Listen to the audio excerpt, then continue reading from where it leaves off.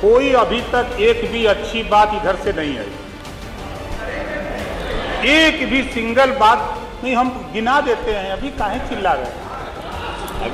हम तो शुरू नहीं हुआ तब से शुरू हो गए। आप दिल के टुकड़े टुकड़े करके मुस्कुरा के चल दिए, जाते जाते ये तो बता जा हम जिएंगे किसके लिए। शुरुआत जहां से हुई, हराने के लिए मुखिया ही एनडीए में शामिल माननीय नीतीश,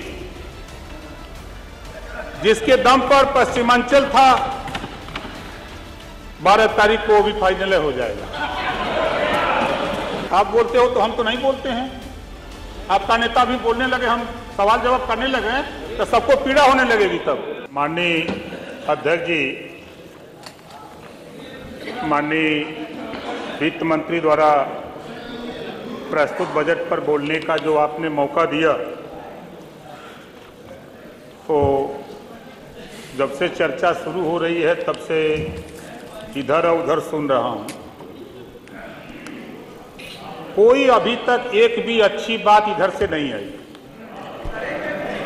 एक भी सिंगल बात नहीं। हम गिना देते हैं, अभी काहे चिल्ला रहे हैं? हम तो शुरू नहीं हुआ तब से शुरू हो गए। आप सुनने की क्षमता रखो भाई। देखो, देश के प्रधानमंत्री जी ने, अभी हमारे भाई ने बताया, माननीय संजय निषाद जी ने, कि देश के प्रधानमंत्री जी ने पहचाना जननायक कर्पूरी ठाकुर जी को, भारत रत्न से सम्मानित किया। बधाई देता हूं, आभार प्रकट करता हूं, धन्यवाद देता हूं। ओम प्रकाश जी, जब आपका समय शुरू होता है ना, हमें ठीक है सर, कोई दिक्कत नहीं। हाँ, बहुत समय, आप 5 मिनट में बहुत अच्छा बोलेंगे, ये सबको मालूम है। दूसरा, मान्यवर, अभी अभी पूर्व प्रधानमंत्री माननीय चौधरी चरण सिंह जी को के साथ उनको भी भारत रत्न से सम्मानित किया गया। और हमारे साथी अभी बोल रहे थे, इन पे 2 भारत रत्न पे 2 घटनाएं हुई। उसी पर एक कोई फिल्मी कलाकार ने लिखा है, दिल के टुकड़े करके मुस्कुरा के चल दिए। दिल के टुकड़े टुकड़े करके मुस्कुरा के चल दिए, जाते जाते ये तो बता जा हम जिएंगे किसके लिए।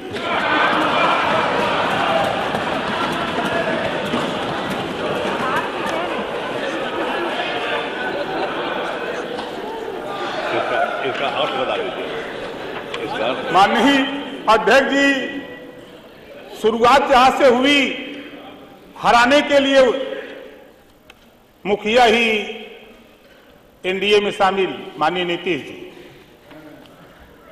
जिसके दम पर पश्चिमांचल था, 12 तारीख को वो भी फाइनल हो जाएगा। और इधर पूर्वांचल जो जिताने का मामला था, सब लोग जानते हैं, तो उधर से पहले से हमको तलाक मिल गया। अब काहे घबरा रहे हैं? अभी तो हमारे एक साथी बोल रहे थे आप ही की गोल से कि ये सब 24 में चले जाएंगे। भैया, मेरे 27 तक जनता ने चुन के भेजा, कहां 24 में जाएंगे ये लोग? बोलने से पहले तो सोचें कि हम 24 के लिए आए हैं कि 27 तक। खैर, कोई बात नहीं। मैं पढ़ रहा था मान्यवर तेलंगाना की शिक्षा नीति। पढ़ने के बाद मुझे ऐसा महसूस हुआ कि इधर की सरकारों ने शायद तेलंगाना की शिक्षा नीति पढ़ा होता तो जो गरीब, कमजोर, श्रमिक, मजदूर के बच्चे नहीं पढ़ पाते हैं, उस पर ध्यान इनका गया होता। लेकिन बधाई देता हूं सूबे के मुख्यमंत्री जी को, देश के प्रधानमंत्री जी को, कि इन्होंने 18 मंडल में, प्रत्येक मंडल में एक अटल आवासीय विद्यालय स्थापित कर 1267 करोड़ रुपए दिया। किसके लिए दिया है? जिसको आप लोगों ने छोड़ दिया, पूछा नहीं, उन गरीब कमजोर बच्चों के लिए जो विद्यालय नहीं जा पाते थे, उन निराश्रित बच्चों को बिना पैसे में भोजन, किताब, कापी फ्री शिक्षा देने के लिए अटल आवासीय विद्यालय की व्यवस्था कराई गई है। इस पे तो आप लोगों का ध्यान नहीं गया, क्योंकि पढ़ते तो हैं नहीं, खाली विरोध की भाषा पढ़ते हैं, हम समझ ही नहीं पाते हैं। दूसरी चीज, वित्त मंत्री जी द्वारा परिवहन विभाग बस यात्रियों को सस्ती एवं गुणवत्तापूर्ण यात्रा सुलभ कराए जाने के उद्देश्य से बस बेड़ों में वृद्धि हेतु 500 करोड़ रुपए की व्यवस्था किया है, ये भी गलत है। बजट में अगर वित्त मंत्री ने दे दिया पैसा तो ये गलत है। जब आप बस में चलिए तब न समझ में आएगा कितनी भीड़ होती है। बस में तो चलते नहीं है, इस नाते तो समझ में आता नहीं। बस में तो हम लोग चलते हैं तो समझ में आता, इस नाते जो है नहीं, ये लोग चलते नहीं भाई। दूसरी चीज, हमारे कल मैं सुन रहा था, हमारे एक साथी कह रहे थे कि मुसलमानों के साथ भेदभाव होता है। मुझे बड़ा ताज्जुब होता है जब साथी खड़े होते हैं। जो बजट है, माननीय वित्त मंत्री जी ने जो बजट पेश किया है, उसमें छात्रवृत्ति के लिए 220 करोड़ रुपए की व्यवस्था प्रस्तावित है, ये भी गलत है। सारा बात अब गलत, जब से मैं सुन रहा हूं बैठ के सब गलत है। और प्रधानमंत्री किसान सम्मान निधि योजना, चाहे आयुष्मान कार्ड 5 लाख के गरीबों के इलाज, कहीं ये नहीं लिखा है कि इसमें मुसलमान के लिए नहीं है, इसमें ईसाई के लिए नहीं है, इसमें सिख के लिए नहीं है। अगर कानून बना है तो ये 25 करोड़ आबादी उत्तर प्रदेश के रहने वाले सभी लोगों के लिए बना है। आपने ठेका ले लिया है, हो सकता है टेंडर डाल दिए हो कि झूठ बोलने का मिल गया हो सकता है भाई बोल रहे हो, कोई बात नहीं, वो तो आपका काम है। लेकिन मेरा जो मकसद है, हमारे कृषि मंत्री पर सवाल जवाब हो रहे थे। हम तो एक चीज खाली कृषि मंत्री जी का, मैं जो बजट था पढ़ रहा था, कृषकों के निजी नलकूप, मैं भी किसान का बेटा हूं, मेरे पास भी 2 नलकूप है, लगाया हूं। निजी नलकूपों को रियायती दरों पर विद्युत आपूर्ति हेतु 2400 करोड़ रुपए की व्यवस्था प्रस्तावित है, जो वर्तमान वित्तीय वर्ष की तुलना में 25% अधिक है। हम भी तो आस लगाए हैं कि हो सकता है कि हमरो माफ हो जाए।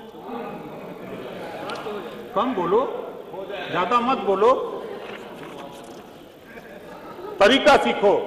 सदन में बैठे हो, बोलो सदन में तरीका। आप बोलते हो तो हम तो नहीं बोलते हैं। आपका नेता भी बोलने लगे, हम सवाल जवाब करने लगे तो सबको पीड़ा होने लगेगी। तब नहीं, आप लोगों को सिखाया गया है आपके नेता के द्वारा कि ओम प्रकाश राजभर जब खड़ा हो तब आप लोग बोलते रहना, बोलने मत देना। ये तरीका अच्छा नहीं है। नहीं, हमसे ज्यादा देखिए बोलने वाला नहीं कोई मिलेगा, विरोध करने वाला नहीं। हम बोले तो चुपचाप मार के सुनिए, अच्छा लगे चाहे बुरा लगे, सुनिए।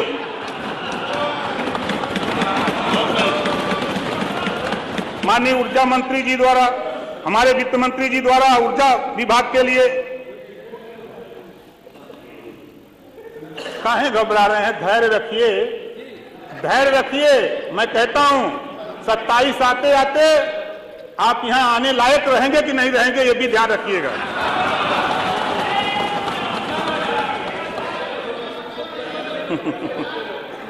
फिर मैं कह रहा हूं, कल उस दिन भी सुनाया था, आज भी सुन लो। मुझे चिंता नहीं उनकी, उन्हें चिंता हमारी है। अपनी चिंता करो भाई। गर्मी में डिमांड होती है ज्यादा ऊर्जा की। वित्त मंत्री द्वारा ऊर्जा विभाग को ग्रीष्मकाल के अनवरत विद्युत आपूर्ति हेतु 2000 करोड़ रुपए की व्यवस्था प्रस्तावित है, जो वर्तमान वर्ष की तुलना में 33% अधिक है। निजी नलकूप उपभोक्ताओं को रियायती दरों पर विद्युत आपूर्ति हेतु 1800 करोड़ रुपए की व्यवस्था प्रस्तावित है, जो वर्तमान वर्ष की तुलना में 20% अधिक है। लेकिन जब आपने ठेका ले लिया, टेंडर मिल गया है झूठ बोलने का, तो फिर कहां से दिखाई देगा ये सब? हमारे लोक निर्माण मंत्री के लिए चौड़ीकरण, सड़क राजमार्गों के चौड़ीकरण, सुंदरीकरण के कार्यों हेतु 2881 करोड़ रुपए की व्यवस्था प्रस्तावित है। अब कहेंगे कि गड्ढा मुक्त सड़कें सब हो गई है। अरे जब आपकी सरकार थी तो आपने तो गड्ढा देखा नहीं, क्योंकि हेलीकॉप्टर से उड़ते थे तो दिखाई कहां से देगा? मैं बिल्कुल लग जाएंगे, हम किसान के बेटे हैं, आप चिंता मत करो हमारी। धन्यवाद ओम प्रकाश जी, 10 मिनट हो गए प्लीज। धन्यवाद सर। आयुष्मान भारत मुख्यमंत्री जन आरोग्य अभियान हेतु वित्तीय वर्ष 2024-25 में 300 करोड़ रुपए की व्यवस्था प्रस्तावित है, ये भी नहीं दिखाई देगा। खाली एक चिंता है कि शपथ, आप शपथ की बात क्या करते हैं? अगर जिसका काम ना होता हो, आप अपना काम हमको देना, हम मुख्यमंत्री से करा देंगे।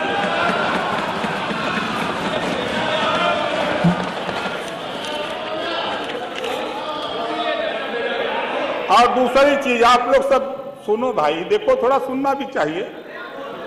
हमारे वित्त मंत्री जी ने बड़ी उम्मीद किया है आप लोगों से, बड़ी उम्मीद किया है, थोड़ा जोर लगाओ।